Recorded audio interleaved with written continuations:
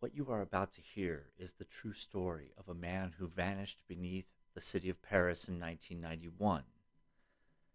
Though he was never heard from again, 3 years later, in 1994, video footage was found beneath the city of Paris in what is known as the Catacombs. The found footage was authenticated by friends and family of the missing man to be that of his, but has never been released to the public. Authorities would only say that what was seen on that found footage was terrifying beyond any human comprehension. They would eventually release only a still photo, the one you see here on your screen now, of the incident that took place.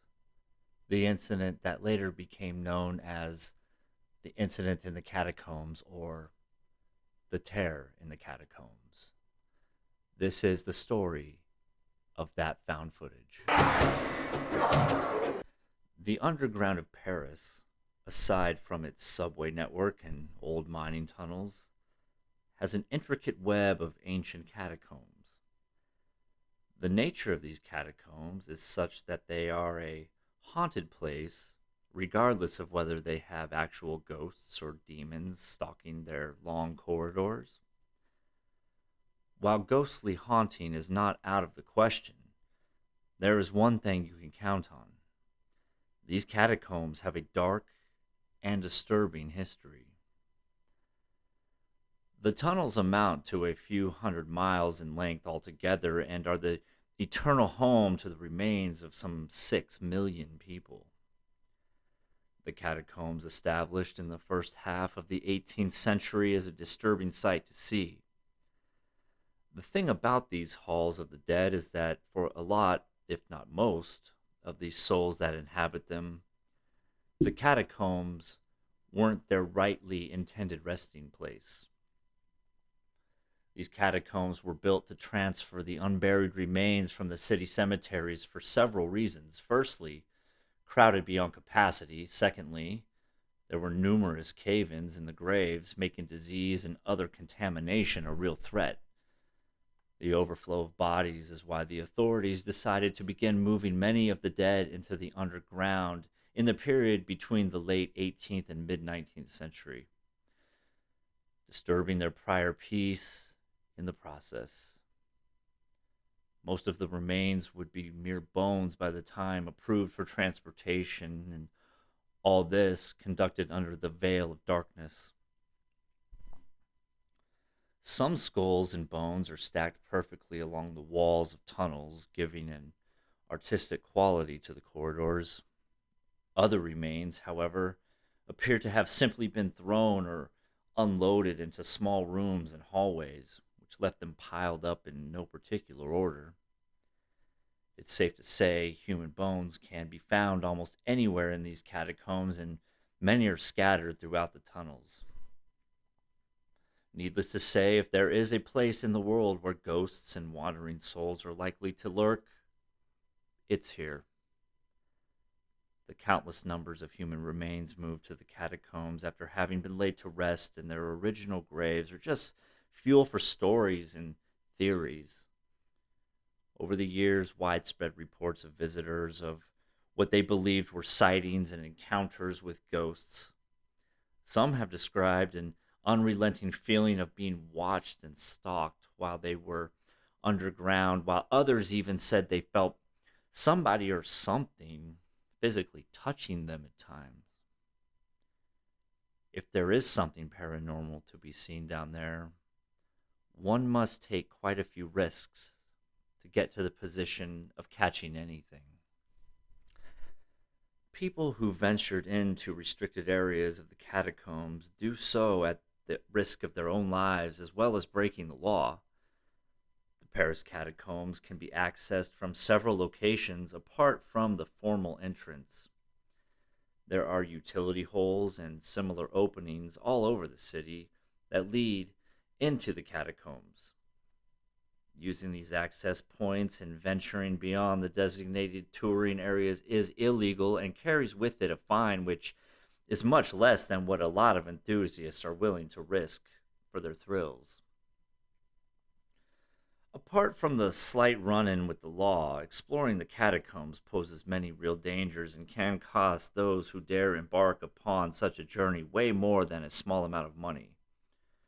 A considerable portion of the catacombs is off limits, therefore, not illuminated in any way, and simply isn't refurbished, secured, and meant for any kind of exploration or tourism. The tunnels can get very confusing even if you have a map, and this is only made worse by the absolute enveloping darkness that you'd face. Another threat is the fact that some parts of the catacombs may be insecure, unstable, and prone to caving in or flooding.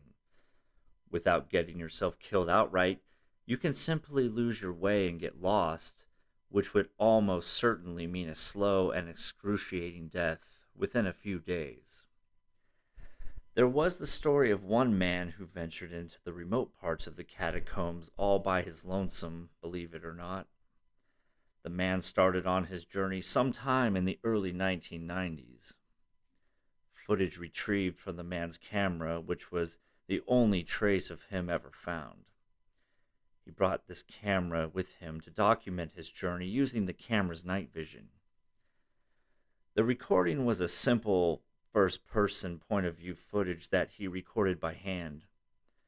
The man seemed well-adjusted, determined, organized, and entirely in control for the majority of the 40-minute recording that he left behind. He documented many of the corridors and the bones found in the crypts. As he proceeded further and deeper into the literal underbelly of Paris, the footage clearly showed markings on the walls, mostly arrows, which the explorer seemed to follow. It wasn't until a while into the footage that things took a strange turn and quickly spiraled out of hand. The daring individual began to move through the tunnels more erratically, soon falling into a state of outright panic. At first, it appeared as though he had lost his way and was terrified by the fact. However, his behavior soon began to resemble that of a person panicking and running from something. He would turn around to look back a few times while the camera caught glimpses of more markings or drawings on the walls, the most interesting of which was one depicting a person with outstretched limbs painted on in white that was not there before. After a while of frantically rushing about through the crypts, the man does something incredibly strange. He simply drops his camera and it seems to fall into a small puddle of water while still recording, showing the man running into the darkness ahead of him. The peculiar action further argues the case that he was not merely lost. Discarding his only source of light while being lost in pitch black seems illogical and outright insane. In the likelihood that he dropped the camera by accident, the question begged is, why didn't he think to pick it up? Thus, is it plausible that he was running from something or someone, or if so, from whom or what? It might take many more years for us to find out what happened to the man, and until that happens, we may just as well assume that his fate adds one more to the 6 million remains lost within the catacombs.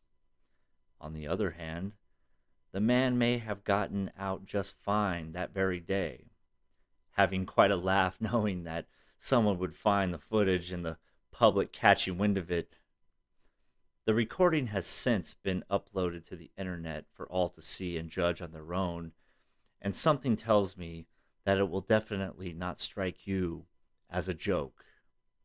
Yes, the footage is now public of the tear in the catacombs.